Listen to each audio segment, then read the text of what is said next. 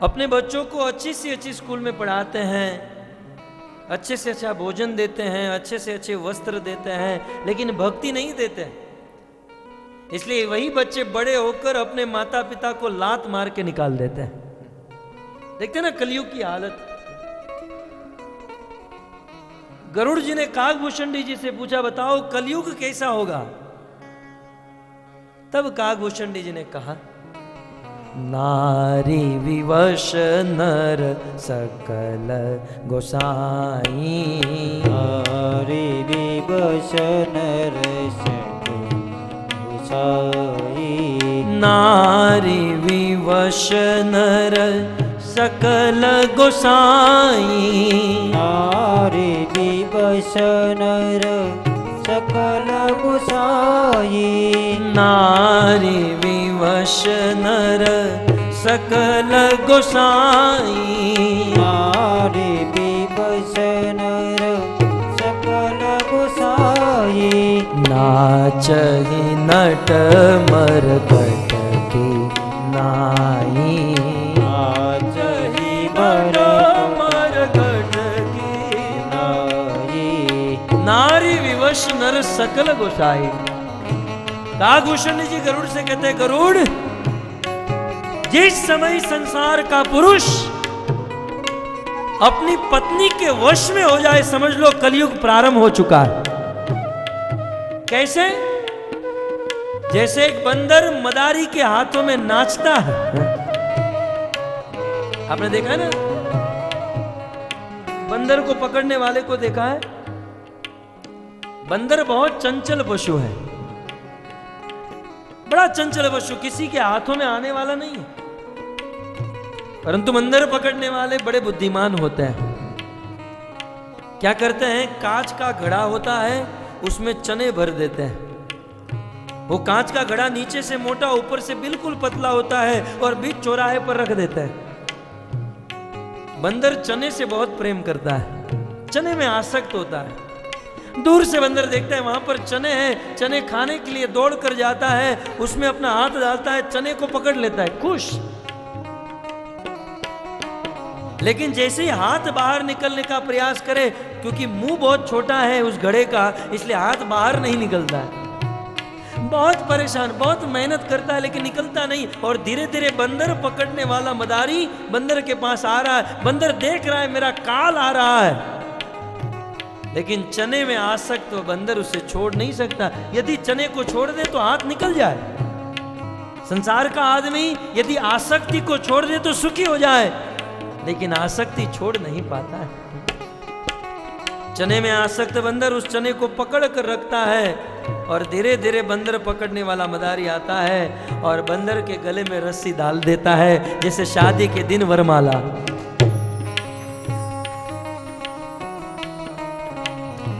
स्वतंत्र था, जब चाहे तब जहां चाहे वहां घूमता था। लेकिन जिस दिन वरमाला, क्षमा कीजिए, वो रस्सी आई, जिस दिन मदारी की वह रस्सी आती है, उस दिन से वह परतंत्र बन जाता है। टुकटुकी बजाता है मदारी, कहते चलो सलाम करो तो सलाम करता है, चलो हाथ जोड़ो तो हाथ जोड़ता है, चलो चलो झुको तो झुक जाता है। बिल्कुल संसार में नारी के वश में होकर पुरुष की यही हालत है, जैसे बंदर। इसलिए कहते हैं, नारी विवश नर सकल गोसाई, नारी विवश नर सकल गोसाई, नारी विवश नर सकल गोसाई, नारी विवश नर सकल गोसाई। कलयुग की दुर्दशा, नारी के वश में होकर पुरुष की दुर्दशा का वर्णन काकभूषणी जी ने कहा। सुत मां नहीं मातु पिता तब लो, अब लालन दीख नहीं तब लो। सुत मां नहीं मातु पिता तब लो, सुत मां नहीं मातु पिता तब लो, सुत मां नहीं मातु पिता तब लो, अब लालन दीख नहीं तब लो, अब लालन दीख नहीं तब लो। हे गरुड़, कलयुग के संतान अपने माता पिता की बात तब तक मानेंगे जब तक अपनी होने वाली पत्नी का चेहरा नहीं देख लेते हैं। जिस दिन पत्नी घर पर आई उस दिन माता पिता के साथ संबंध समाप्त। ससुरारी प्यारी लगी जब दे। अब तो ये मैं कथा नहीं सुना रहा, ये अपने जीवन की व्यथा सुना रहा हूं। ससुरारी प्यारी लगी जब ते, ससुरारी प्यारी लगी जब ते, रिपुरूप कुटुंब भयो तब ते, रिपुरूप कुटुंब भयो तब ते। गरुड़, इस संसार में जब किसी पुरुष को अपना ससुराल अच्छा लगने लगा, जिस दिन ससुराल अच्छा लगने लगा उस दिन अपना परिवार दुश्मन के समान शत्रु बन जाएगा। कलिकाल बिहाल किए मनुजा, कलिकाल बिहाल किए मनुजा, कलिकाल बिहाल किए मनुजा, नहीं मानत को अनुजा तनुजा, नहीं मानत को अनुजा तनुजा। कलयुग ने मनुष्य का हाल बेहाल कर दिया। भक्तों, मैं आप सबको दरखास्त करता हूं, एक निवेदन करता हूं, जीवन में कभी समय मिले तो रामायण के अंत में काकभूषण जी ने गरुड़ जी को जो कलयुग का वर्णन सुनाया आप अवश्य पढ़िएगा। जब जब राम कथा होती है तब तब हम इन प्रसंगों को विस्तार से सुनाते हैं, लेकिन आज हम राम कथा में नहीं भागवत कथा में बैठे हैं, इसलिए यहीं पर विराम करते हैं इस प्रसंग को। मैं ये कह रहा था कि आप अपने बच्चों को कितना भी अच्छा ट्यूशन दीजिए, स्कूल दीजिए, कॉलेज दीजिए, कपड़े दीजिए, वस्त्र दीजिए, वह बच्चे बड़े होकर आपकी सेवा करेंगे या नहीं इसकी कोई गारंटी नहीं है। लेकिन हम कहते हैं आप अपने बच्चे को अच्छी स्कूल, अच्छा ट्यूशन दे या न दे, भक्ति दे दीजिए। भागवत प्रमाण देता है कि वह बच्चा बड़ा होकर आपकी सेवा करेगा। क्योंकि जो व्यक्ति भक्ति करता है उनमें सारे गुण अपने आप आ जाते हैं। यस्यास्ति भक्ति भगवंत किंचना, सर्वे गुणे तत्र समासते सुरा। दैवी गुण उस भक्त में अपने आप प्रकट हो जाते हैं, उसे अलग से किसी गुण को अर्जन करने की आवश्यकता नहीं रहती। अतः भगवान ऋषभदेव ने कहा, मैं तुम्हारा बाप हूं, पिता हूं, इसलिए मेरा कर्तव्य है तुम्हें भक्ति सिखाना।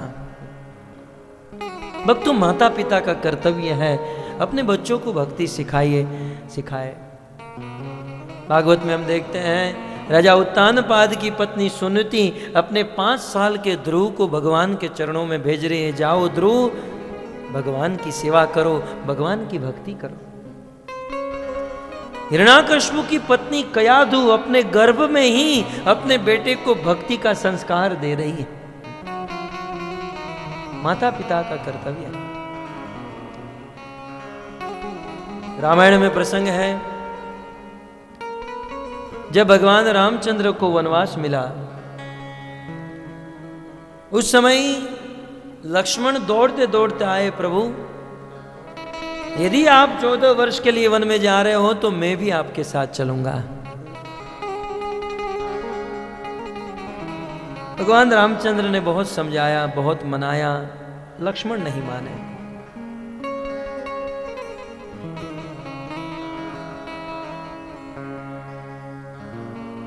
तो भगवान रामचंद्र ने कहा, लखन यदि तुम्हें मेरे साथ आना ही है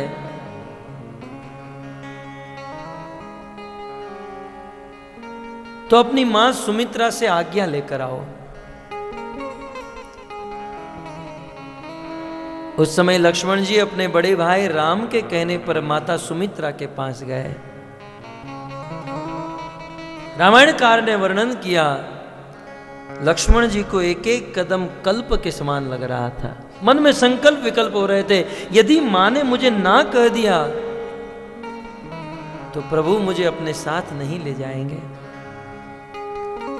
अंत में लक्ष्मण जी सुमित्रा अपनी माता के पास पहुंचे, प्रणाम किए, निवेदन किए, मां मैं आपसे आज्ञा लेने आया हूं। क्या आज्ञा चाहिए? लक्ष्मण जी ने कहा, मां मेरे बड़े भाई राम 14 वर्ष के लिए वन में जा रहे हैं और मुझे उनकी सेवा करने के लिए उनके साथ 14 वर्ष वन में जाना है। मैं आपसे आज्ञा लेने आया हूं। महात्मा गण कहते हैं सबसे पहले तो सुमित्रा ने लक्ष्मण को डांटा। लक्ष्मण तेरा बड़ा भाई 14 वर्ष के लिए वन में जा रहा है और उनकी सेवा करना चाहता है तू, तो यहां पर मुझे पूछने क्यों आया? अरे तुझे वहीं से ही निकल जाना चाहिए। क्या तुझे अपनी मां पर विश्वास नहीं है? अरे लखन, राम यदि वन में जा रहे हो और उनकी सेवा करने का अवसर मिल रहा हो तो तुम्हें राम के साथ ही जाना चाहिए। राम के साथ ही जाना चाहिए।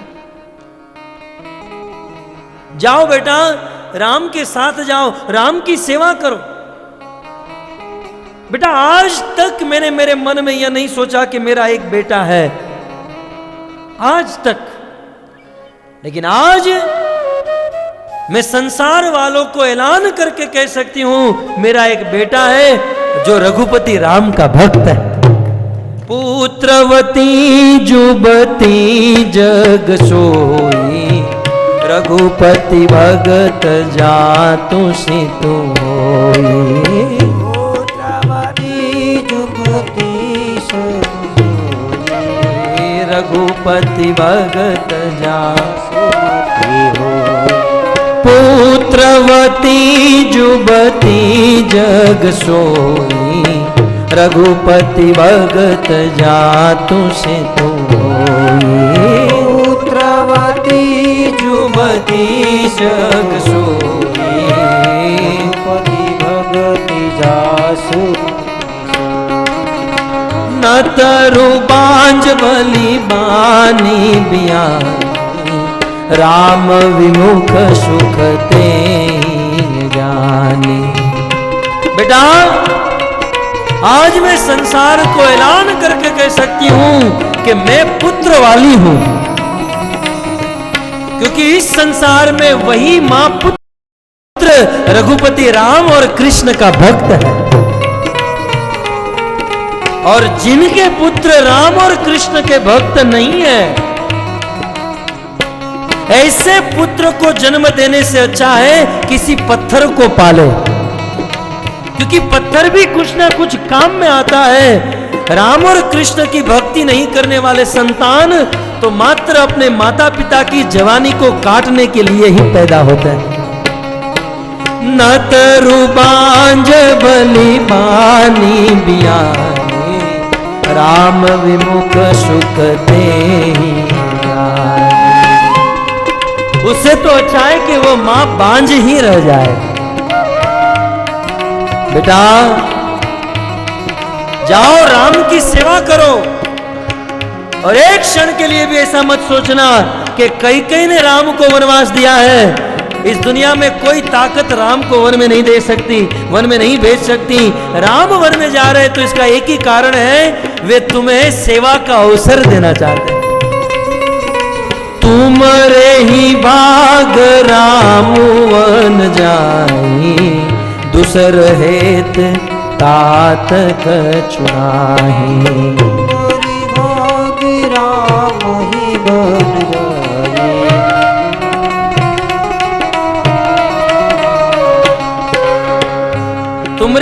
तुम्हारे भाग्य के कारण राम वन में जा रहे हैं, दूसरा कोई कारण नहीं है। बेटा जाओ जाओ और राम की ऐसी सेवा करो, ऐसी सेवा करो, एक पल के लिए भी राम को अयोध्या की याद न आए। बेटा आज से राम ही तुम्हारे पिता है और जगत जननी माता सीता ही तुम्हारी मां है। आज से वो वन ही तुम्हारे लिए अयोध्या है, क्योंकि दिन वहां होता है जहां सूर्य होता है। तुम्हारी अयोध्या वही है जहां भगवान राम खड़े हैं। जाओ बेटा।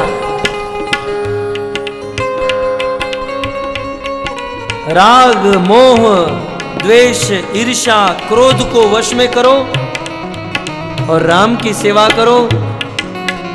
स्वयं भूखे रहना, लेकिन राम को भूखे मत रखना। बेटा 14 वर्ष के लिए यदि तू सुमित्रा का बेटा है, तूने सुमित्रा का दूध पिया है, तो 14 वर्ष के लिए तू सोएगा नहीं, तो राम की निरंतर सेवा करेगा। एक आर्य वर्ष की मां के उद्गार है भक्तों। मां के हृदय पे पत्थर रखकर कह रही है बेटा, नहीं तो एक मां अपने बेटे को भूखा देख सके? भगवान की सेवा करने के लिए बेटा तुम भूखे रह जाना, लेकिन राम को भूखे मत रखना। तुम जागते रहना और राम को सुला देना। पुत्रवती जुबती जग सोई, रघुपति भगत जातु सितु होई। रघुपति भगत जासु मुखि सोई। रघुपति भगत जातु सितु।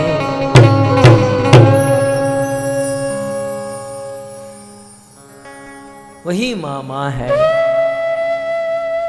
जो अपने पुत्र को भक्त बनाए। वही पिता है जो अपने पुत्र को भक्त बनाए। इस प्रकार भगवान ऋषभदेव ने अनेकों श्लोकों में उपदेश दिया। तत्पश्चात लोक लोकांतर का वर्णन किया सुखदेव गोस्वामी ने। किस लोक में कौन कहां पर रहते हैं और क्या करते हैं, और साथ ही साथ नरक लोक का वर्णन किया। कैसा पाप करने से किस नरक में जाना होगा, इनका भली भांति वर्णन किया।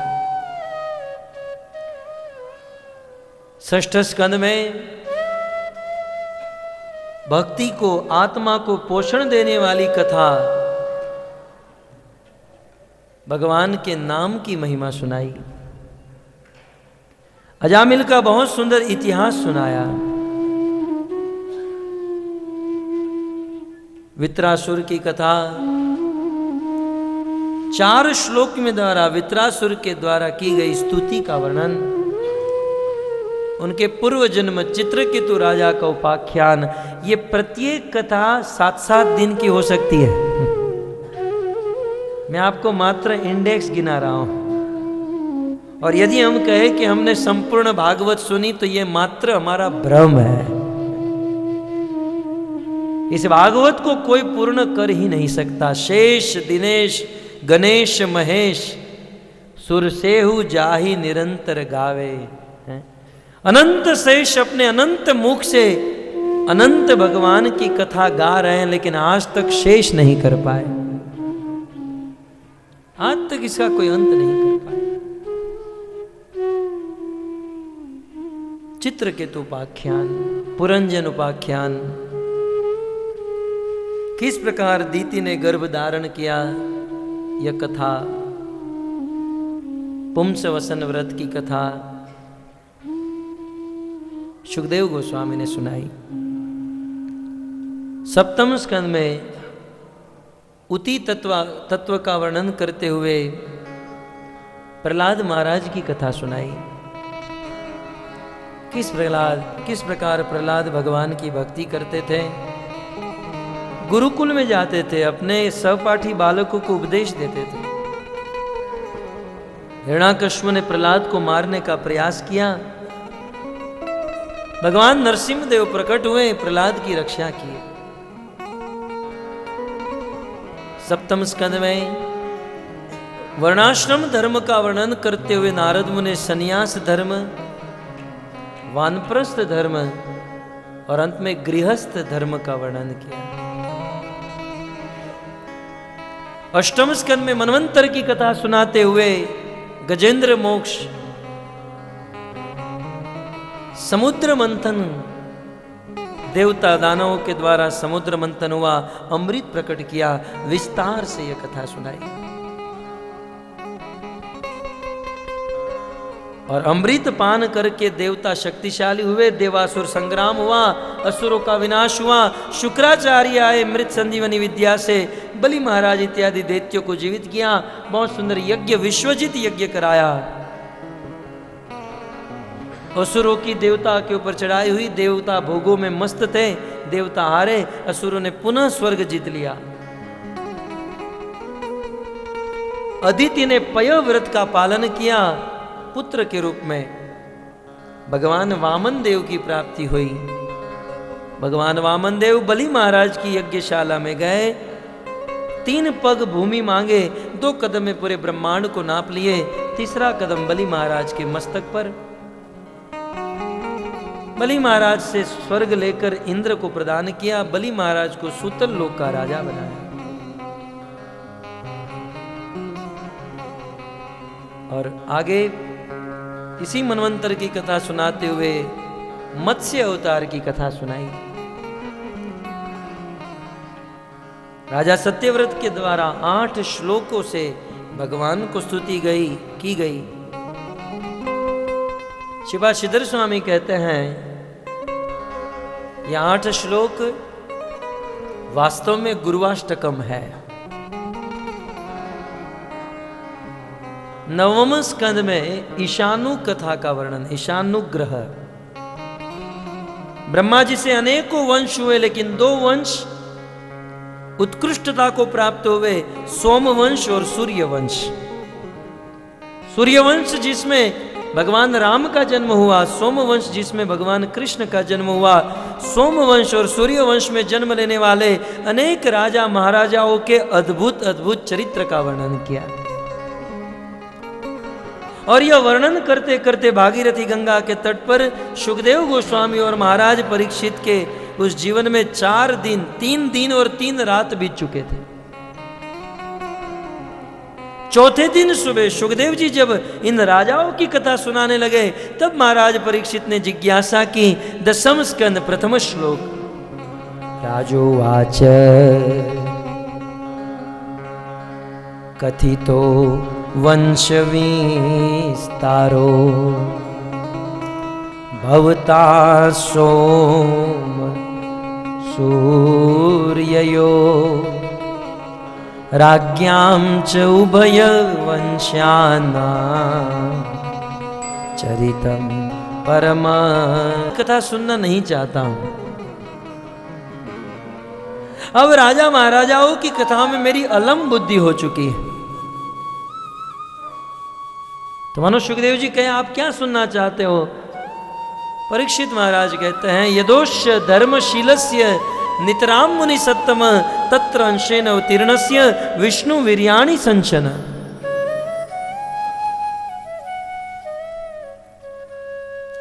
यदुवंश में जन्म लेने वाले भगवान कृष्ण की कथा सुनाइए। अवतीर्य यदुर्वंशे भगवान भूत भावन कृतवान यानि विश्वात्मा तानि न वद विस्तरात। जो इस विश्व की आत्मा है, सभी जीवों के हृदय में परमात्मा के रूप में स्थित है, जो सबको शक्ति देते हैं, सबको बुद्धि देते हैं, ऐसे विश्वात्मा भगवान कृष्ण की कथा सुनाई। और वह भी विस्तरात, और वह भी विस्तार से सुनाइए, विस्तार से। जो भगवान के शुद्ध भक्त या भक्ति में बढ़े चढ़े भक्त होते हैं ना, वो भगवत कथा, भगवान की कथा विस्तार से सुनना चाहते हैं। विस्तरात, बार बार परीक्षित जी ने कहा विस्तरात विस्तरात। महान भक्त भगवान की कथा विस्तार से सुनना पसंद करते हैं। और जो नौसिखिया छोटे छोटे भक्त होते हैं, अब जल्दी खत्म करो महाराज, वो जल्दी खत्म करना चाहते हैं।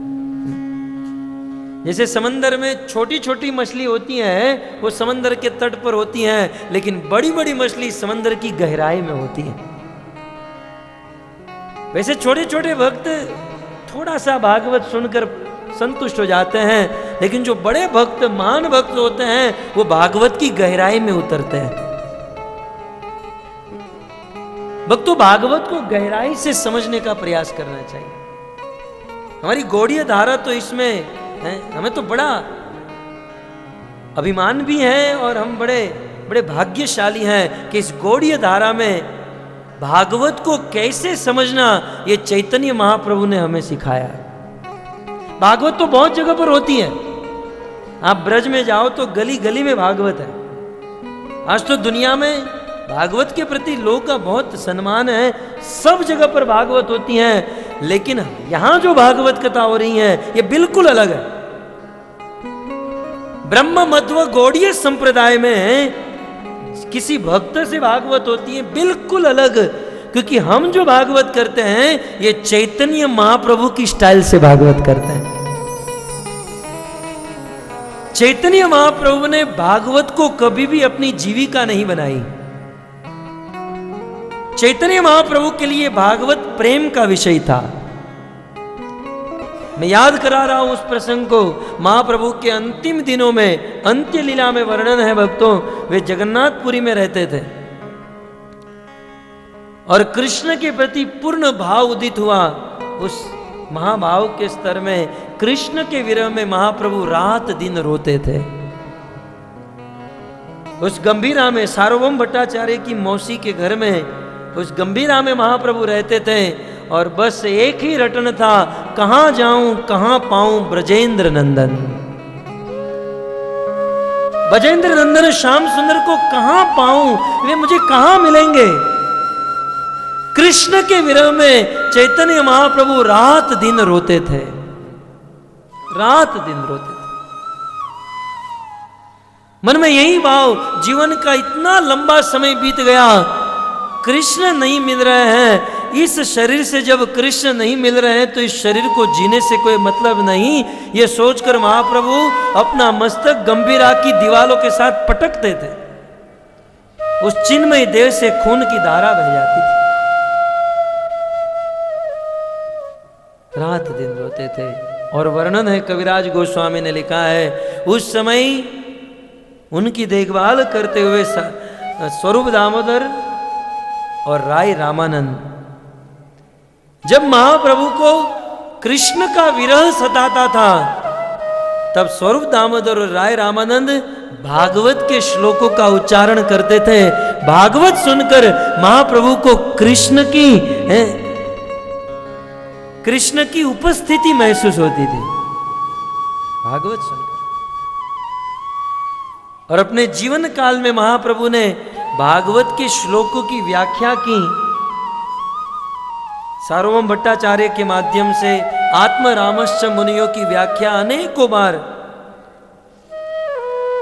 महाप्रभु ने सिखाया, भागवत को कैसे पढ़े, भागवत को गहराई से पढ़ना चाहिए। और हमारे आचार्यों ने हमारे लिए बहुत बड़ा धन छोड़ा है भक्तों, हमारा तो वही जीवन है। इस भागवत के ऊपर अनेकों आचार्यों ने टीका लिखी, श्रीपाद श्रीधर स्वामी, जीव गोस्वामी, चक्रधिपाद, बलदेव विद्याभूषण, रूप सनातन, इन सब आचार्यों ने बहुत बहुत लिखा है भागवत के एक एक श्लोकों के ऊपर। इन भागवत के सभी श्लोकों का अर्थास्वादन करते हुए भागवत की गहराई में उतरना, यही गौड़ीय धारा की फिलॉसफी है। गहराई में इतने से संतुष्ट नहीं रहना चाहिए कि बस सब सुन लिया। सच कहे तो यहां पर 7 दिन में हमने मात्र ट्रेलर दिया, एक एक कथा का ट्रेलर। बताइए, मैंने ऋषभदेव की कथा लगभग 1 घंटा की, ये कथा 24 घंटा हो सकती है, 7 दिन तक लगातार, फिर भी इसे पूर्ण नहीं किया जा सकता। मैं इसलिए बार बार कह रहा हूं क्योंकि आजकल समाज में भागवत का कॉन्सेप्ट कुछ बदल चुका है। भागवत को समझना, पढ़ना, इसकी थियरी ही किसी के पास नहीं है। इसलिए भागवत जैसा दिव्य ग्रंथ होते हुए भी जीवन में परिवर्तन नहीं है, जीवन में शुद्धता नहीं है। जैसे आप आज आपने ध्यान से सुना हो तो पिछले 2 घंटे में मैंने केवल 2 श्लोक की व्याख्या की है। भगवान ऋषभदेव ने 2 श्लोक कहे, उस पर सिद्धांत, कुछ इतिहास, कुछ एग्जाम्पल ये देते हुए 2 श्लोक मैंने आपको विस्तार से बताए। जैसे महत सेवा द्वार आहु विमुक्तम, महात्मा की सेवा करने से भक्ति मिलती है, तो गजेंद्र का इतिहास, शबरी का इतिहास, इस प्रकार से भागवत के प्रत्येक वस्तु को समझना चाहिए। भागवत सुनने के लिए समय निकालना चाहिए। खैर, तो मैं ये कह रहा था, संतुष्ट ना, भक्ति में कभी भी संतुष्ट नहीं रहना चाहिए। संसार में बाकी सारी वस्तुओं में संतुष्टि ठीक है, भक्ति में असंतोष होना चाहिए। मैं इस शब्द पर बोल रहा हूं, विस्तरात। महाराज परीक्षित ने कहा, कृष्ण कथा विस्तार से सुनाइए। जो शुद्ध भक्त होता है, जो महान भक्त होता है, वे भगवत कथा विस्तार से सुनना चाहता है। विस्तरात, क्योंकि हे सुखदेव जी, इस संसार में सब लोग कृष्ण कथा सुनना चाहेंगे। निवृत्त तरशे उपगीय मानाद भव औषधाक्षोत्र मनोभिरामात का उत्तम श्लोक गुणानुवादात पुमान विरजित विना पशुगनाद। निवृत्त तर्ष, जो लोग संसार की समस्त तृष्णाओं से मुक्त हैं, ऐसे मुक्त पुरुष भी कृष्ण कथा सुनना चाहते हैं।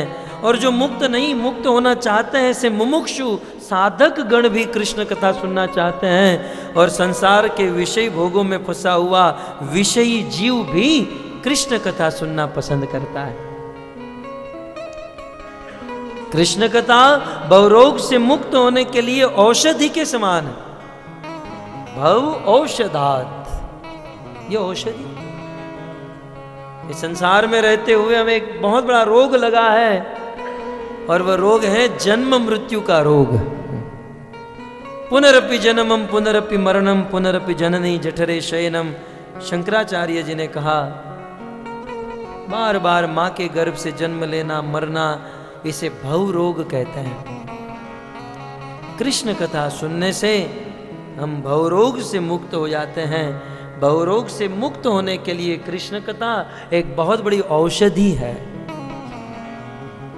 तब मन में प्रश्न होगा, संसार के साधारण रोग की जो औषधि होती है कितनी कड़वी होती है, तो जो भवरोग को मिटाए वो औषधि कितनी कड़वी होगी। बोले सबसे बड़े रोग को मिटाती है कृष्ण कथा, ये औषधि, और इसे सुनने में अत्यंत मधुर है। औषधि भी है और मधुर भी है। मनोभिरामात, मन को आनंद देने वाली कृष्ण कथा मनोभिरामात, अर्थात मनोरंजन भी है। ध्यान रहे, कृष्ण कथा मनोरंजन भी है, मनोरंजन ही है ऐसा नहीं कह रहा है। कृष्ण कथा तो एक बहुत बड़ा तत्व है, लेकिन इसमें मनोरंजन, मन को रंजन करने वाली कथा है। राम स्तुति करते हुए गोस्वामी तुलसीदास जी ने लिखा,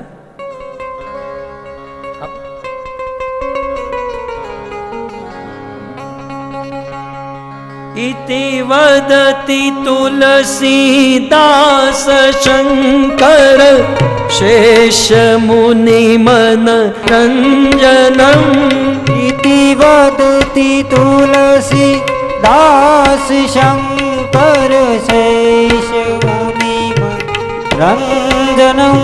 इति वदति तुलसीदास शंकर मुनि मनरंजनम।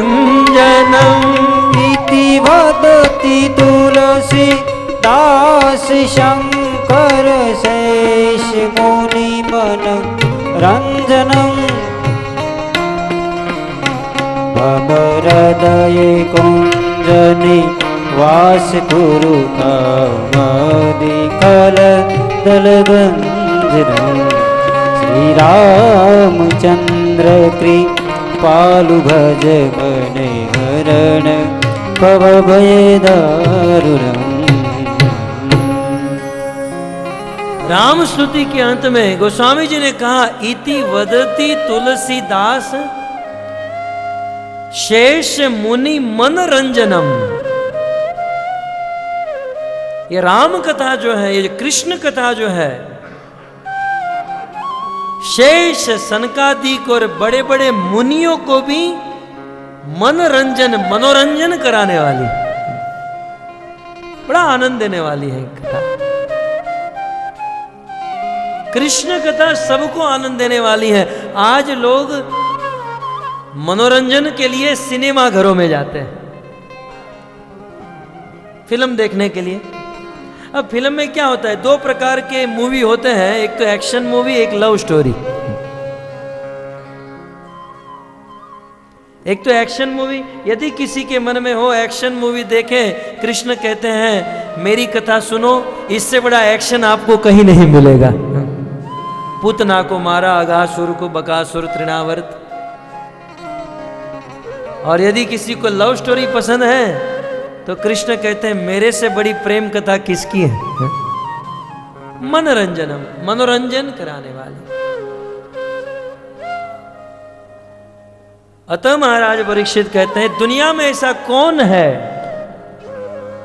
जो कृष्ण कथा सुनना नहीं चाहेगा। का उत्तम श्लोक गुणानुवादात पुमान विरज्जित विना पशुघ्नात। एक प्रकार के लोग जिसका हृदय बहुत कठोर है, जिनके हृदय में रसों की अनुभूति नहीं है, ऐसे लोगों को छोड़कर कृष्ण कथा सब लोग सुनना चाहेंगे।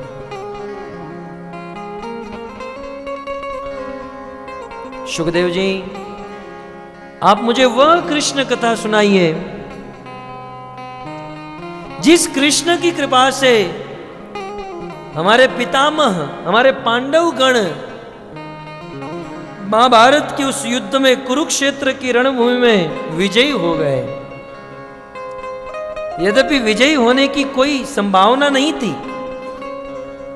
पितामहा में समरे मरंजये देवव्रता आदि रते स्तिमिंगले दुरत्ययम कौरव सैन्य सागरम। उस कौरव की सेना विशाल समुद्र के समान थी और हमारे पांडवों की सेना एक छोटे से नदी नाले के समान थी। लेकिन जिस कृष्ण की कृपा से हमारे पांडवगण समुद्र के समान विशाल सेना को, गाय के खुर से बने हुए गड्ढे को छोटे छोटे बच्चे कूद कर चले जाते हैं, वैसे हमारे पांडवगण कूद कर चले गए और युद्ध में विजयी हो गए। आप उस कृष्ण की कथा सुनाइए।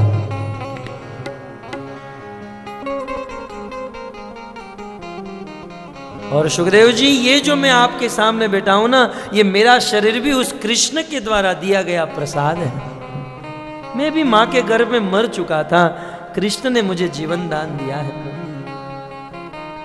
वीर्याणि तस्या अखिल देह भाजा अंतर बहिर पुरुष काल रूपे प्रयच्छतो मृत्यु मृता मृतम च माया मनुष्यस्य वदस्व विद्वान।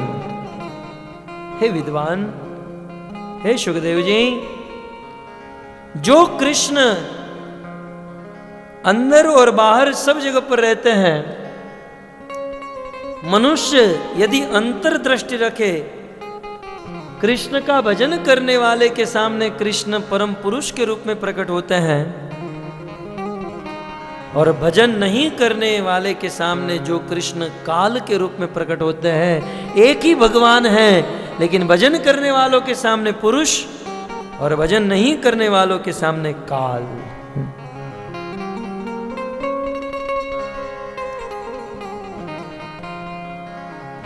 आगे वर्णन है, भगवान कृष्ण मथुरा गए, कंस के रंग महल में प्रवेश किए।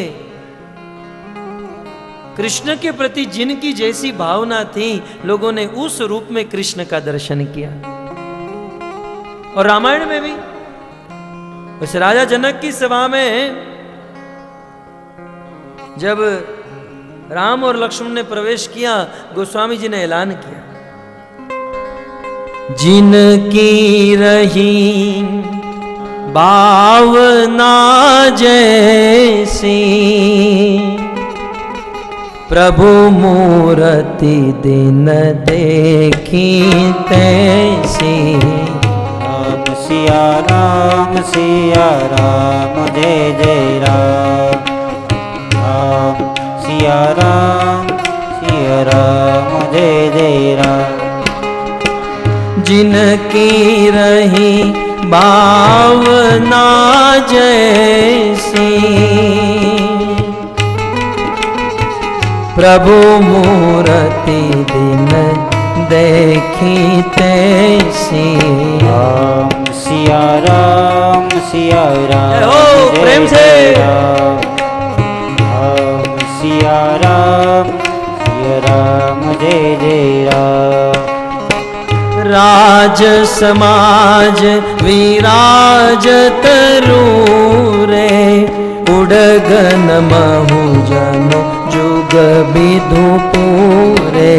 राम सिया राम जय जय राम। राम सिया राम जय जय राम। देखहि रूप महारण धीरा मनहु वीर रसो धरे शरीरा। राम सिया राम जय जय राम। राम सिया राम जय जय राम। डरे कुटिल नृप प्रभु ही निहारी मनहु भयानक मूर्ति बारी। राम सिया राम जय जय राम। राम सिया राम जय जय राम। जैसे ही भगवान राम और लक्ष्मण ने उस सभा में प्रवेश किया, गोस्वामी जी ऐलान करते हैं, उस सभा में जो महान महान राजा बैठे थे, महान राजाओं ने भगवान को जैसे वीर रस साक्षात शरीर धारण करके प्रकट हो चुका हो, साक्षात वीर रस के रूप में दर्शन किया। और जो कुटिल राजा वहां पर बैठे थे, उन कुटिल राजाओं ने भगवान को भयानक मूर्ति के रूप में दर्शन किया। और उस सभा में कुछ राक्षस भी बैठे थे। राक्षसों ने रहे असुर छल छो निप बेशा तिन प्रभु प्रकट काल सम देखा। राम सिया राम जय जय राम। राम सिया राम जय जय राम। पुरबासीन देखे दो भाई नरभूषण लोचन सुखदाई। राम सिया राम जय जय राम। राम सिया राम जय जय राम। उस सभा में बड़े बड़े राक्षस आकर बैठे थे। उन राक्षसों ने भगवान रामचंद्र को काल के रूप में देखा। ये साक्षात हमारा काल हमारे पास आ रहा है। और नगरवासियों ने, जनकपुर वासियों ने, मनुष्य में श्रेष्ठ सुंदर मनुष्य आ रहे हैं, इस प्रकार से भगवान को देखा। और जनकपुर की स्त्रियों ने मूर्तिमान कामदेव हमारे सभा में प्रवेश कर रहा है, इस प्रकार से दर्शन किया। विदूषण प्रभु विराटमय दीसा बहुमुख कर पगलोचन सीसा। राम सिया राम जय जय राम। राम सिया राम जय जय राम। जनक जाति अवलोकहि कैसे सजन सगे प्रिय लागहि जैसे। राम सिया राम जय जय राम।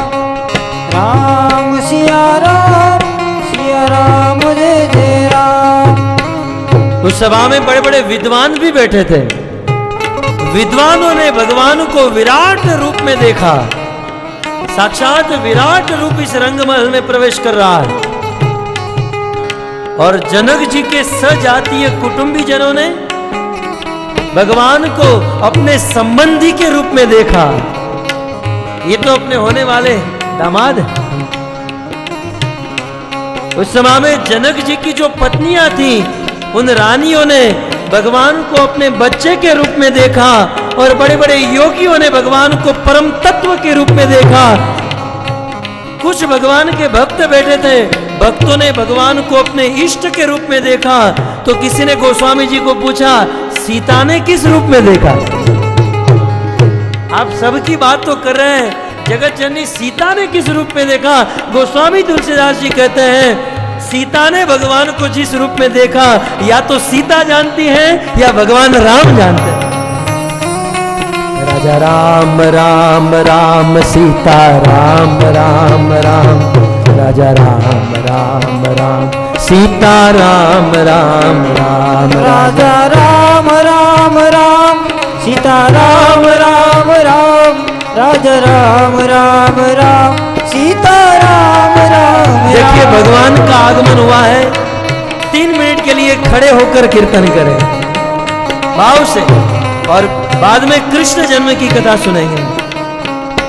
राजा राम राम राम सीता राम राम राम, राजा राम राम राम सीता राम राम राम, राजा राम राम राम सीता राम राम राम, राजा राम राम राम सीता राम राम राम, राजा राम राम राम जय हो।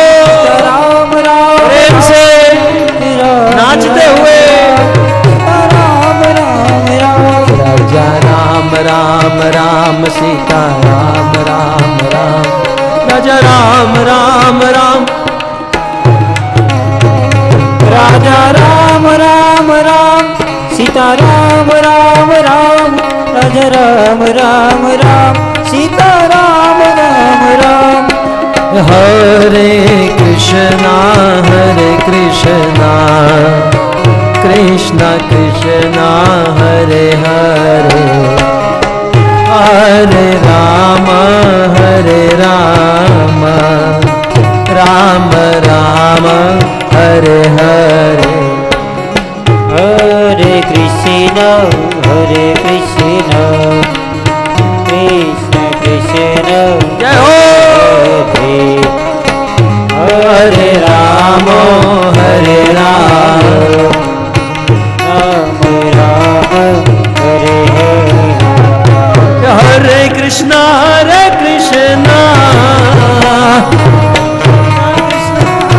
हरे, हरे राम राम राम हरे हरे।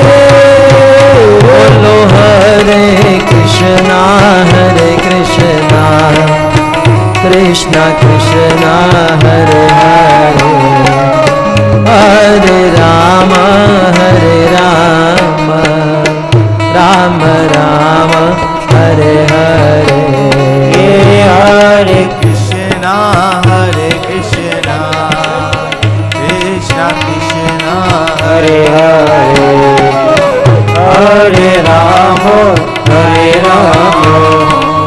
राम राम हरे हरे।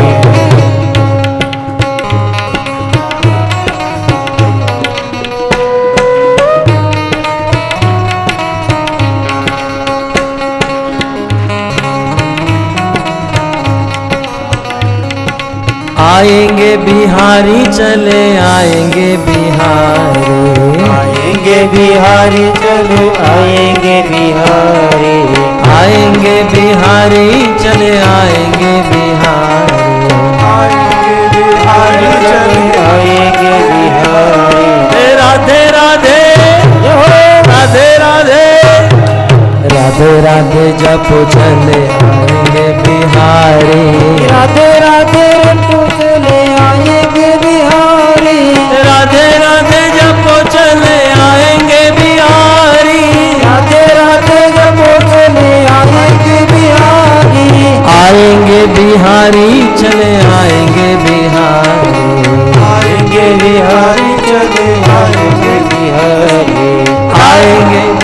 बिहारी चले आएंगे बिहारी, आएंगे बिहारी चले आएंगे बिहारी। ओ राधे राधे राधे राधे जपो चले आएंगे बिहारी, राधे राधे जपो हरि बिहारी, राधे राधे जपो चले आएंगे बिहारी, रसिया रसिया चले आएंगे बिहारी।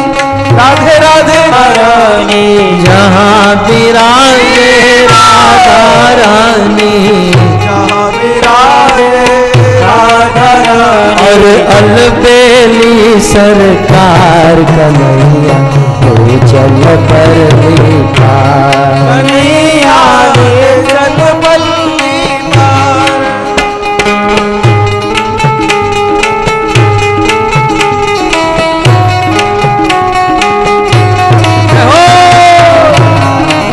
राधे राधे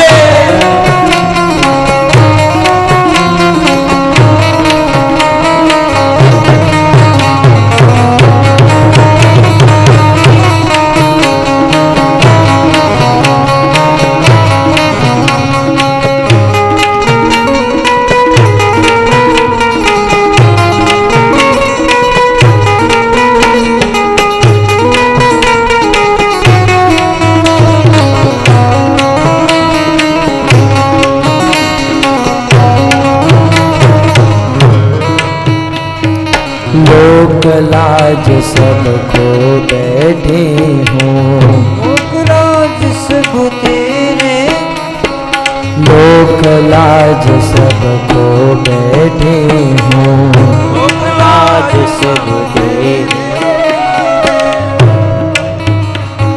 मैं तेरी अब हो बैठे हूँ, मैं तेरी अब हो बेटी हूँ, मैं तेरी अब हो बैठी हूँ।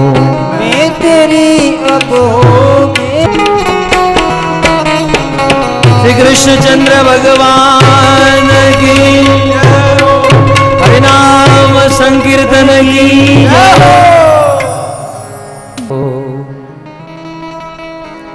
राम संकर्षणस्त्वया देवक्या गर्भ संबंध, कुतः देहांतर विना।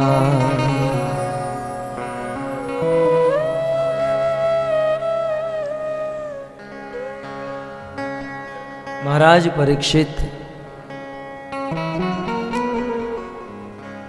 सुखदेव गोस्वामी को कृष्ण कथा सुनने की जिज्ञासा करने लगे।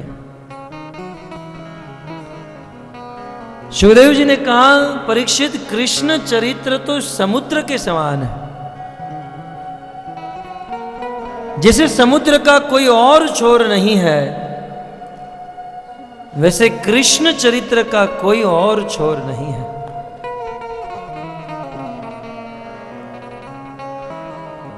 कृष्ण चरित्र में से कौन सा चरित्र सुनाऊं, कौन सी कथा सुनाऊं, क्या सुनना चाहते हैं?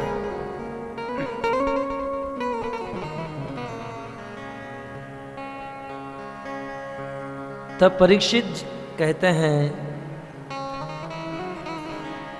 आप पहले यह बताइए बलराम जी का जन्म कैसे हुआ, साथ ही साथ कृष्ण मथुरा में जन्म लेकर गोकुल क्यों चले गए, कितने समय तक गोकुल रहे, वृंदावन रहे, कितने समय तक मथुरा रहे, कितने समय तक द्वारिका रहे, और यहां रहकर कृष्ण ने क्या क्या किया, विस्तार से बताइए।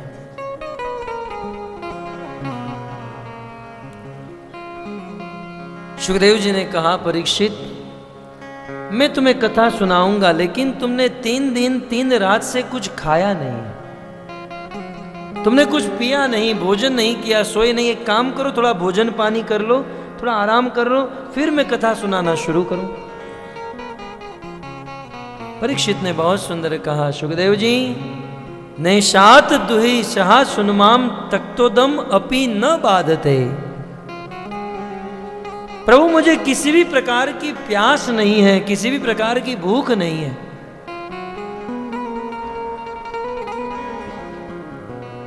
सुखदेव जी ने पूछा, परीक्षित वहां पर तुम आधे दिन तक पानी नहीं पिए, प्यास लगी, समीक ऋषि का अपमान किया और आपको श्राप मिला। वहां आधे दिन में आप प्यासे हो गए थे और यहां पर 3 दिन 3 रात बीत गया, फिर भी कोई प्यास नहीं, कोई भूख नहीं। आखिर क्या मिल रहा है आपको? इसका कारण क्या है? तब महाराज परीक्षित कहते हैं, पिबंतम त्वाम मुखाम्बुजम च्युतम हरि कथामृतम। सुखदेव जी आपके श्री मुख से झरने की तरह जर्जर जर्जर झरता हुआ कथा अमृत का पान कर रहे हैं। जो अमृत पी रहा है उसे साधारण पानी की प्यास कैसे लग सकती है? अमृत पीने वाला पानी कैसे मांग सकता है? अतः मुझे कोई प्यास नहीं, कोई भूख नहीं, आप कृष्ण कथा सुनाइए। परीक्षित की जिज्ञासा से प्रसन्न हुए सुखदेव गोस्वामी कृष्ण कथा अंतर्गत कृष्ण जन्म कथा सुनाना प्रारंभ किए। भूमि तृप्त नृप व्याज दैत्यानिक शतायुते आक्रांत भूरि भारेण ब्रह्माणम शरणम ययो ब्रह्मा तत् उपधार्यार्थ। द्वापर युग के अंत में इस संसार में क्षत्रिय राजा महाराजा गलत संगति करने के कारण आसुरी वृत्ति को प्राप्त हुए। साधुओं की साधना बंद कराई, ऋषि मुनियों की अग्नि यज्ञ बंद कराए, भक्तों की भक्ति बंद कराई, पशुओं की हिंसा करने लगे, गायों की हत्या करने लगे, अनेकों प्रकार से गलत आचरण करने लगे। और इन राजाओं के पाप के कारण पृथ्वी पापों से भारी हो गई। आक्रांत भूरि भारेण, पृथ्वी पर बोझ बढ़ा, भार बढ़ा, पृथ्वी को बड़ा कष्ट हुआ। अपने कष्ट, अपने दुखों को दूर करने के लिए देवी पृथ्वी ब्रह्मा के पास गई। ब्रह्माणम शरणम ययो। कैसे गई? गो भूतवा अश्रुमुखी खिन्ना क्रंदंती करुणम विभो। गाय का रूप लेकर रोते हुए पृथ्वी ब्रह्मा जी के पास। गाय का रूप बनाकर क्यों गई? 84 लाख की योनियों में गाय एक ऐसा जीव है जिसे देखकर स्वाभाविक हृदय में दया हो जाती। भागवत के रेगुलर श्रोताओं के लिए एक छिपा जीव गोस्वामी ने, चक्रवर्तीपाद ने एक बहुत सुंदर पॉइंट दिया। एक कथा में यदि आपको स्मरण कराऊं, राजा रेवत जो सतयुग के राजा थे, सतयुग के राजा रेवत कन्या रेवती के लिए वर ढूंढ रहे थे। संसार में कोई योग्य वर नहीं मिला। तब वो ब्रह्मलोक में ब्रह्मा के पास गए। उस समय ब्रह्मा जी भजन में बैठे थे। ब्रह्मा जी भजन में बैठे थे तो इन लोगों ने थोड़ा वेट किया। ब्रह्मा जी का भजन समाप्त हुआ। राजा रेवत अपनी कन्या को लेकर गए, निवेदन किया, ब्रह्मा जी मेरी कन्या के लिए संसार में कोई वर नहीं मिल रहा, आप विधाता हो, आप बताइए मेरी कन्या के लिए आपने कौन सा वर चुना है? ब्रह्मा जी हंसने लगे,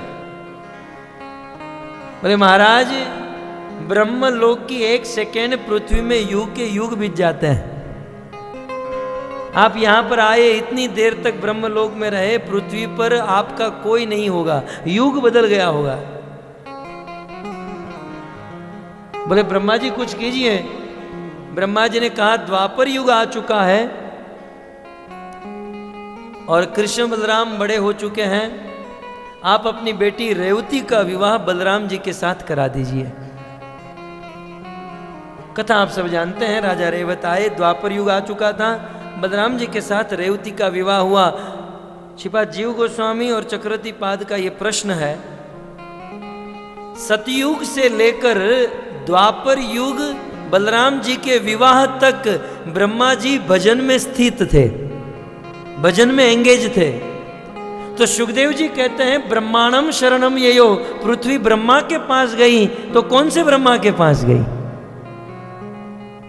सतयुग से लेकर बलराम जी के विवाह तक ब्रह्मा जी भजन में स्थित थे, तो पृथ्वी किस ब्रह्मा के पास गई? तब इसका निवारण देते हुए श्रीपाद जीव गोस्वामी और चक्रवर्ती पाद कहते हैं पृथ्वी ब्रह्मा के पास गई, ये बात सत्य है, लेकिन ब्रह्मा भी दो है। एक है ब्रह्म लोक में रहने वाले हिरण्य गर्भ ब्रह्मा, और दूसरे हैं सुमेरु पर्वत पर रहने वाले वैराज ब्रह्मा। सुमेरु पर्वत पर रहने वाले वैराज ब्रह्मा है।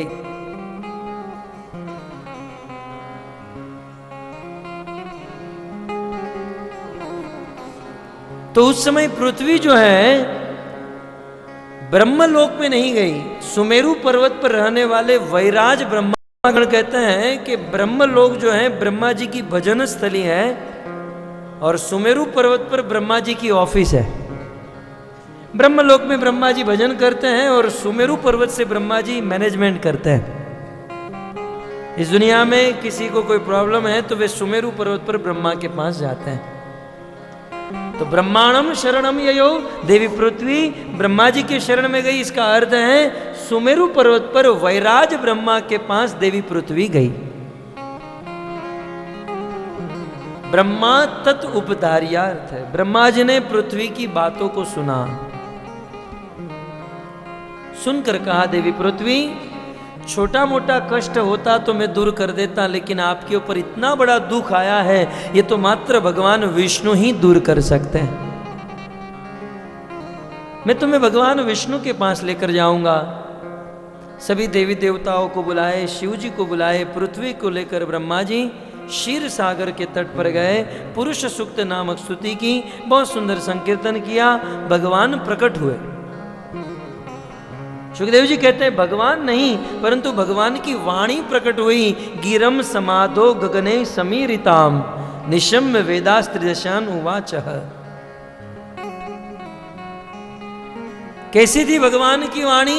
जैसे मेघ गरज रहा हो, बिल्कुल गंभीर वाणी थी। जब मेघ गरजता है तब माइक और लाउड स्पीकर की जरूरत नहीं पड़ती। ठीक उसी प्रकार भगवान की वाणी थी। ब्रह्मा जी को कहने लगे ब्रह्मा जी जिस कार्य के लिए आप यहां पर आए हो मैं पहले से ही जानता हूं, आप चिंता मत करो, मैं कुछ ही समय में पृथ्वी पर अवतार धारण करूंगा, दुष्टों का विनाश करूंगा, धर्म की स्थापना करूंगा, पृथ्वी का भार दूर करूंगा, साधु संतों को आनंद प्रदान करूंगा। ब्रह्मा जी ने कहा प्रभु आप थोड़ी क्लेरिफिकेशन कीजिए कि आप कहां पर अवतार लोगे, क्योंकि कलयुग में अपने आप को अवतार मानने वालों की कमी नहीं है। हर एक घर में लोग कहते हैं हमारे घर में फलाना अवतार, फलाने बापू, फलाने बाबा। अपने आप को भगवान मानने वालों की इस दुनिया में कमी नहीं, इसलिए प्रभु थोड़ा क्लेरिफिकेशन कीजिए आप अवतार कहां लोगे। तब भगवान ने कहा वसुदेव गृहे साक्षात भगवान पुरुष पर, मैं साक्षात वसुदेव के गृह में जन्म लूंगा। आप समस्त देवी देवताओं को कह दो अपने अपने कार्य में लग जाए, एक एक अंश से गोकुल मथुरा में जन्म ले ताकि मुझे लीला में सहायता हो। भगवान ने जो बात कही ब्रह्मा जी ने समस्त देवी देवताओं को समझाई, पृथ्वी को सांत्वना दी। समस्त देवी देवता अपने अपने एक अंश से गोकुल मथुरा वृंदावन में जन्म ले लिए। परंतु प्रश्न उठा ब्रह्मा ने क्या किया? अपने घर जाकर सो गए।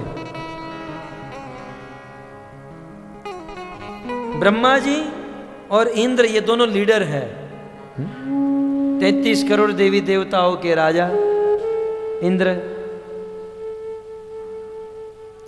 और ब्रह्मा जी लीडर हैं। ये दोनों ने सभी देवी देवताओं को कहा कि आप लोग एक एक अंश से ब्रज में जन्म ले लो कृष्ण को लीला में सहायता करने के लिए। तो सब लोग कृष्ण की लीला में सहायता करने के लिए जन्म ले लिए। और ये दोनों ने क्या किया? ये दोनों अपने घर जाकर सो गए। फिर चाहे टीवी देख रहे हो, चाहे जो भी कर रहे हो। और इसीलिए कृष्ण लीला में अन्य देवी देवता गण भगवान की लीला से मोहित नहीं हुए, लेकिन ब्रह्मा और शिव ये दोनों मोहित हुए। भोजन स्थली पर ब्रह्मा जी परीक्षा लेने आए, भगवान को नहीं समझ पाए, और गोवर्धन गिरिराज धारण की लीला में इंद्र भगवान को समझ नहीं पाया। कभी कभी कुछ लीडर होते हैं, वे वास्तव में दूसरों को आदेश देते हैं, खुद आचरण नहीं करने के कारण वो रह जाते हैं, भगवान को समझ नहीं पाते। तो सब लोग अपने अपने स्थान पर गए और भगवान के आने की राह देखने लगे। दूसरी ओर सुखदेव गोस्वामी वर्णन करते हैं, मथुरा में रहने वाले राजा शूरसेन के पुत्र वसुदेव का विवाह मथुरा के ही राजा देवक की कन्या देवकी के साथ होने जा रहा था। प्रश्न हो सकता है कि दोनों मथुरा के रहने वाले वसुदेव और देवकी, और विवाह कैसे? भक्तों, उन दिनों मथुरा नगरी बहुत समृद्ध थी। सुखदेव जी कहते हैं, राजधानी ततः साभूत सर्व यादव भूभुजाम मथुरा भगवान यत्र नित्यम सन्निहितो हरि। समस्त यादवों की राजधानी थी मथुरा, समृद्ध नगरी थी। आज भी मथुरा में कहावत है, मथुरा की बेटी मथुरा की गाय, करम फूटे तो बाहर जाए। मथुरा में ही रहती, मथुरा में ही विवाह, गलियों का संबंध होता है, ये इस गली के हैं, ये इस गली के, शादी करा दो। समृद्ध नगरी। राजा देवक के एक भाई थे उग्रसेन, और उग्रसेन का एक पुत्र कंस। कंस का अर्थ ही होता है क्रूर। ये जो कसाई शब्द जिस धातु से बना है, उसी धातु से कंस शब्द बना है। कंस माने निर्दयी, पत्थर हृदय। कंस देवकी का चचेरा भाई अर्थात कजिन था। देवकी वसुदेव का विवाह हो रहा था। वसुदेव जी की बारात राजा देवक के वहां 15 दिन तक रही। आज तो एक ही दिन में समाप्त कर देते हैं। 15 दिन तक बारात रही, सुंदर गीत, सुंदर भोजन, नाच गान, ये सब कुछ होता रहा। और 15वें दिन अपनी बेटी को विदाई करने का समय आया।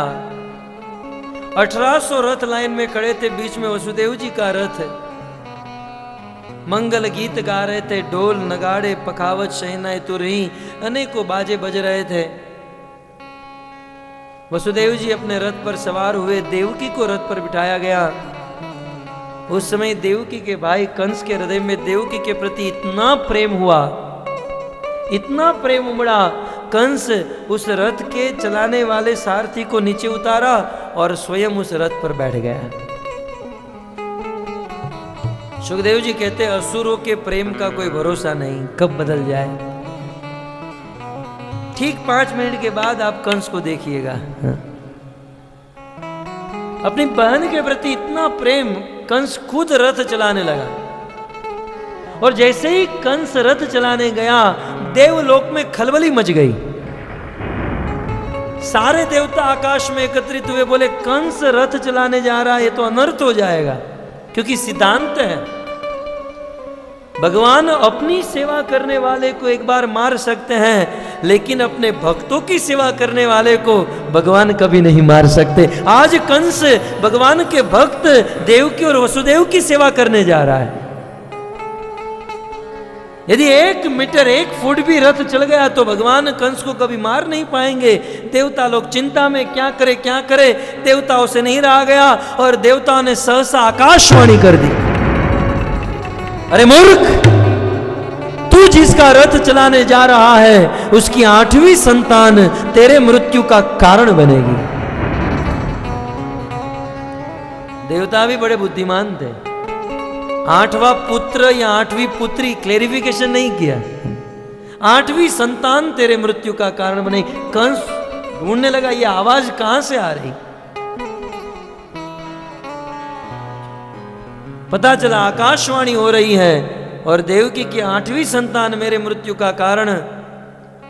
कंस जिस देवकी के प्रेम के खातिर रथ चला रहा था, आकाशवाणी सुनते ही कंस ने रथ की लगाम छोड़ दी। एक हाथ से कंस ने देवकी के बाल पकड़े और दूसरे हाथ से म्यान से तलवार खींचकर जैसे ही देवकी का मस्तक काटने गया, उसी समय वसुदेव जी ने कंस का हाथ पकड़ लिया। वसुदेव जी बड़े आशावादी थे, बड़े बुद्धिमान थे, धैर्यशाली थे, ज्ञानी थे। किसी व्यक्ति को कैसे समझाना, तुरंत सोच लिया किसी भी व्यक्ति को समझाने के लिए 4 नीति हैं, शाम दाम दंड और भेद। कंस को दंड और दाम तो दिया नहीं जा सकता, साम नीति और भेद नीति से वसुदेव जी कंस को समझाते हैं। बहुत सुंदर उपदेश। रथ पर खड़े खड़े वसुदेव जी ने प्रवचन किया। इस दुनिया में 2 प्रवचन रथ पर हुए। एक तो वसुदेव ने कंस को किया और बिल्कुल अपने बाप की परंपरा निभाते हुए उसी वसुदेव के पुत्र कृष्ण ने अर्जुन को रथ पर प्रवचन किया। दोनों सक्सेस, दोनों अद्भुत प्रवचन।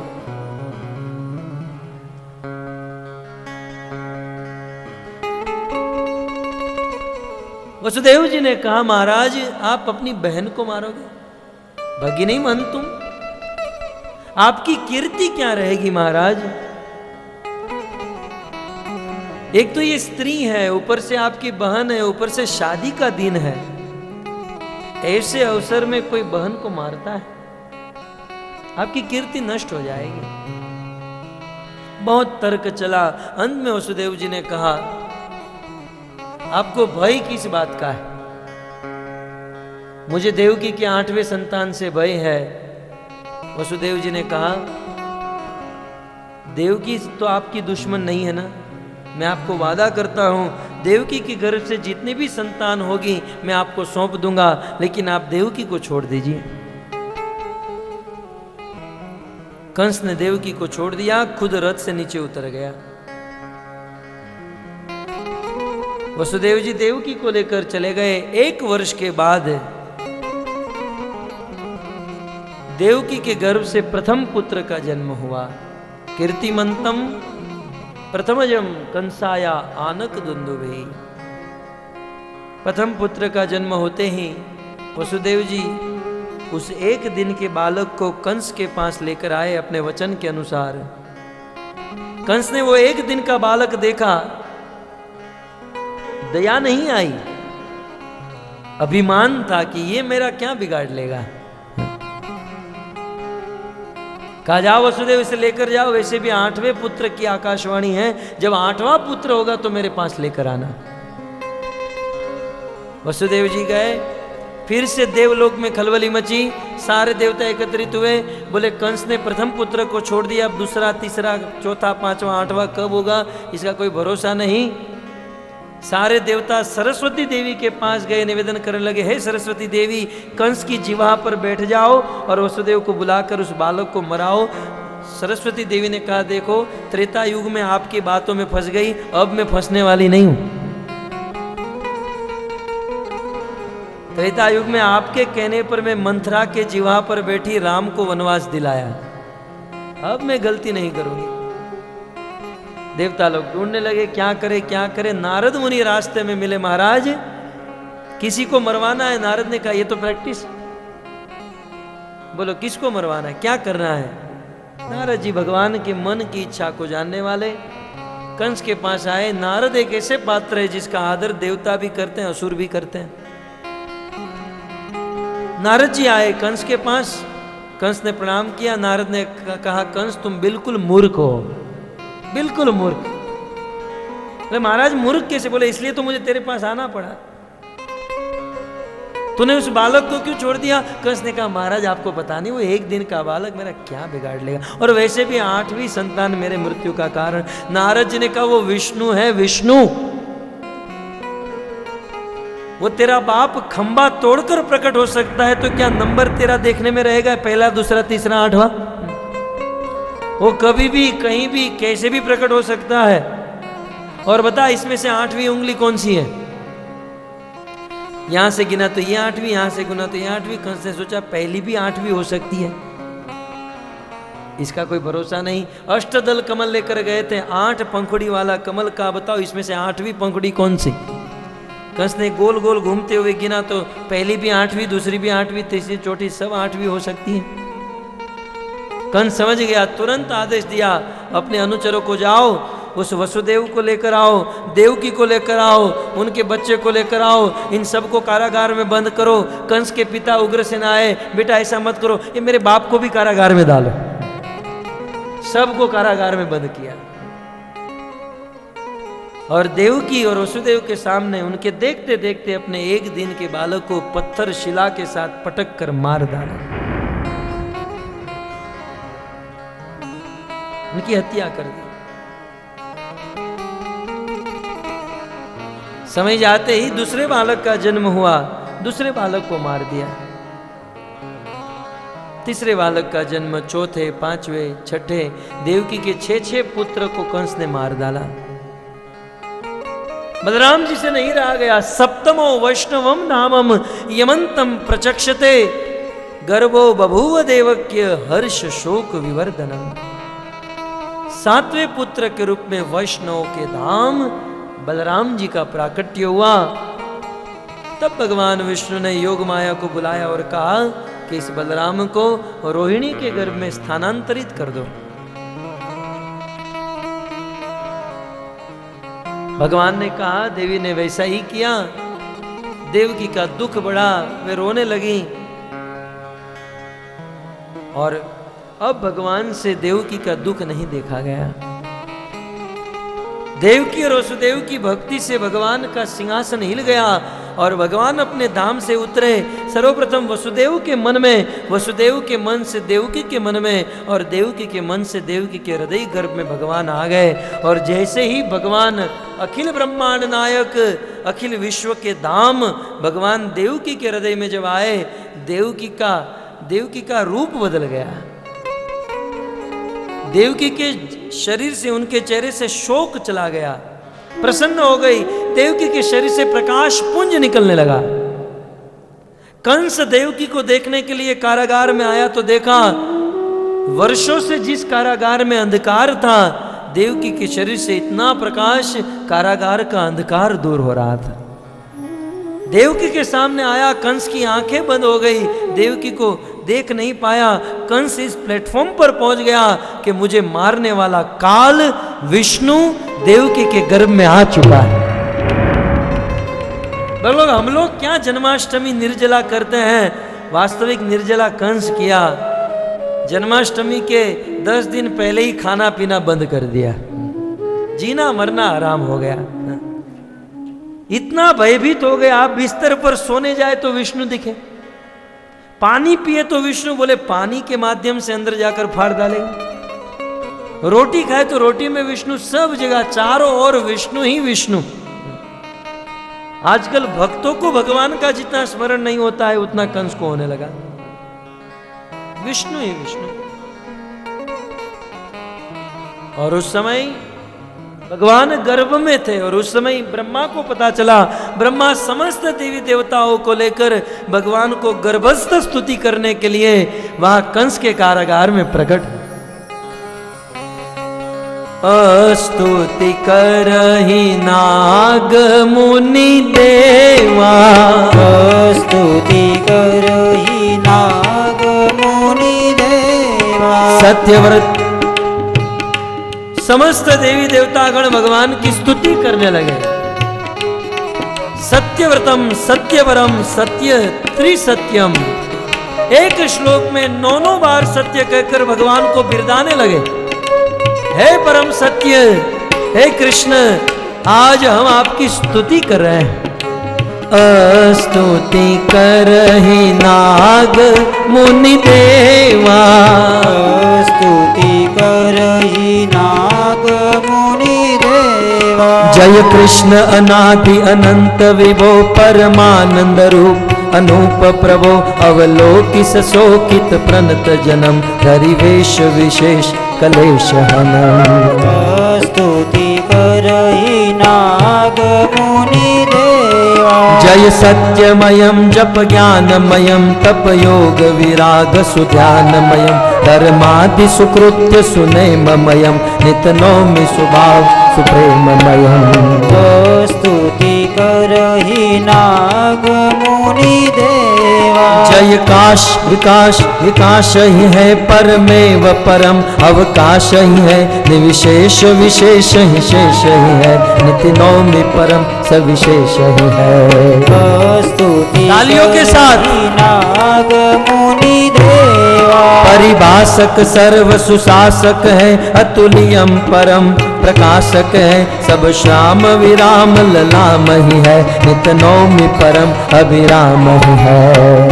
स्तुति करहि नाग मुनि देवा। जय कालहु काल सुकाल परम सुर अंग समूह ही भालवरम लावण्य ललित महु नित नौमि प्रमोल ही परम मुधुम। स्तुति करहि नाग मुनि देवा। गोतीत अकत अगम्य जन्म परिपूर्ण परात्मर परम भजम परिबोध यतारत स्वारत है नित नौमि परम परमारत है। स्तुति करहि नाग मुनि देवा। जय अधिगोलोक सुधाम पतिम सदजन मनरंजम परम गतिम स्वरूप स्वरस राधारमणम नित नौमि त्रितापहि भव समनम।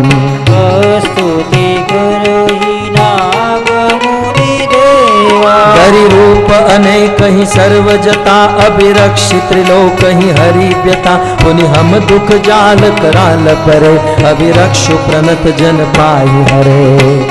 स्तुति करहि नाग मुनि देवा। जय कृष्ण अनादि अनंत विभो परमानंद रूप अनूप प्रभो अवलोकिस शोकित प्रणत जनम हरि वेश विशेष कलेश हनम।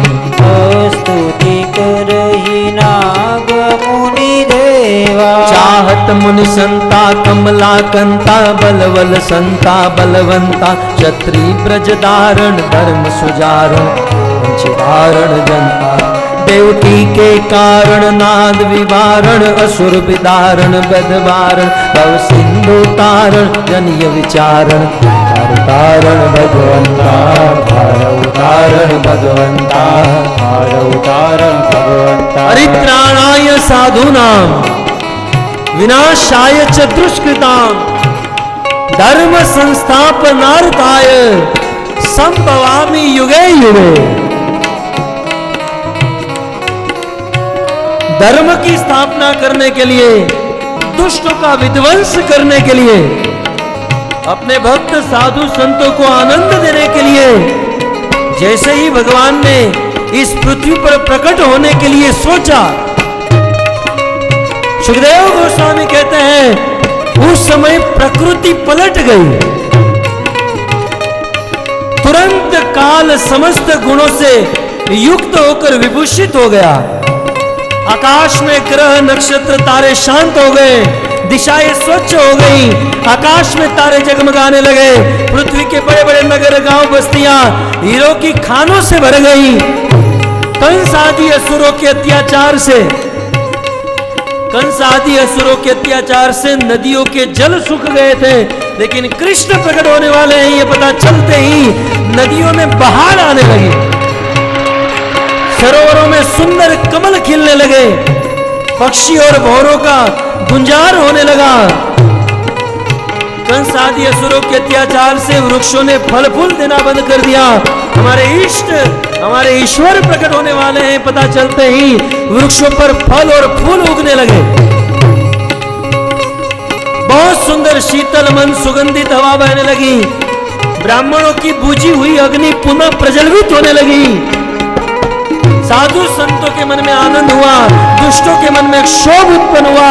स्वर्ग में तुंदुबिया बजने लगी, किन्नर गंधर गाने लगे, अप्सराएं नृत्य करने लगी, बादल गरजने लगे। सात प्रचारम एक पुलारम बनी बहारम जलदारम अंधकारम मयूर पुकारम दाढ़ी गाता रमणीता नाम ही समार प्यास अपार नंद कुमार मुनि क्या जी कह राधे प्यारी में बलिहारी गोकुल आओ गिरधारी तुम्हें गोकुल आओ गिरधारी तुम्हें गोकुल आओ गिरधारी। बादल गरजने लगे, वर्षा होने लगी और ठीक रात के 7 मुहूर्त बीत गए। 8वां मुहूर्त प्रारंभ हुआ। भाद्र मास कृष्ण पक्ष अष्टमी तिथि रोहिणी नक्षत्र हर्षण योग वृष लग्न बुधवार के दिन ठीक रात को 12 बजे जैसे अंधेरी रात में पूर्ण कला से युक्त चंद्रमा प्रकट होता है, जैसे सिंह के गर्भ से सिंह जन्म लेता है, वैसे देवकी के हृदय गर्भ से भगवान कृष्ण ने जन्म ले लिया। श्री कृष्ण चंद्र भगवान जन्म लेते ही कृष्ण को गोकुल लेकर गए और गोकुल में बहुत सुंदर उत्सव हुआ।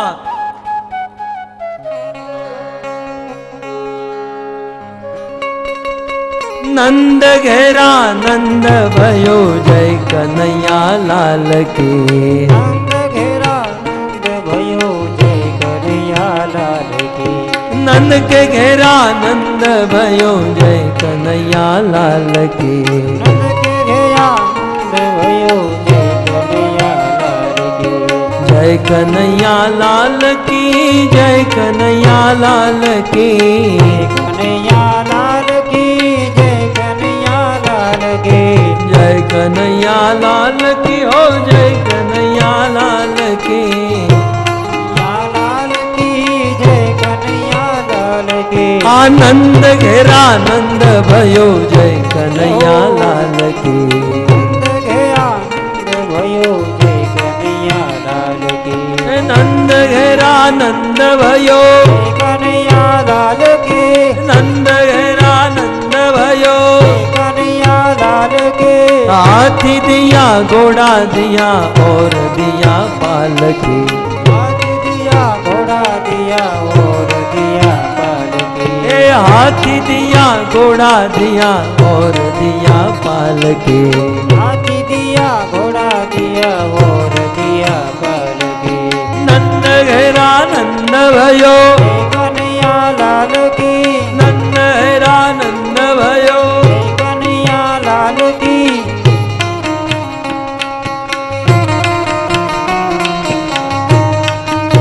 जय हो।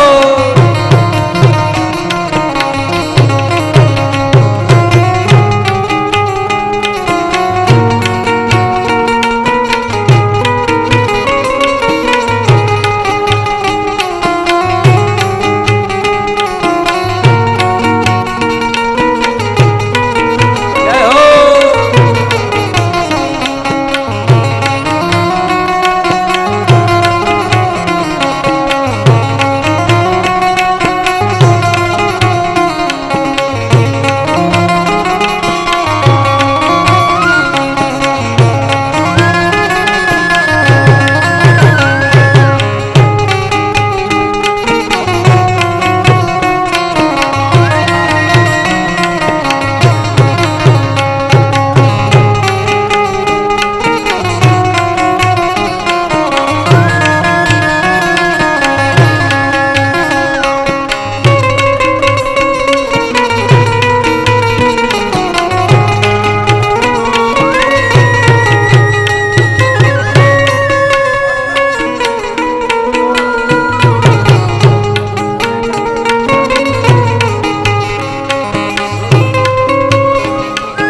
એની મારો કાલો જાયાની બધા મળી રે સખી આજ નીચે ઘડી રડે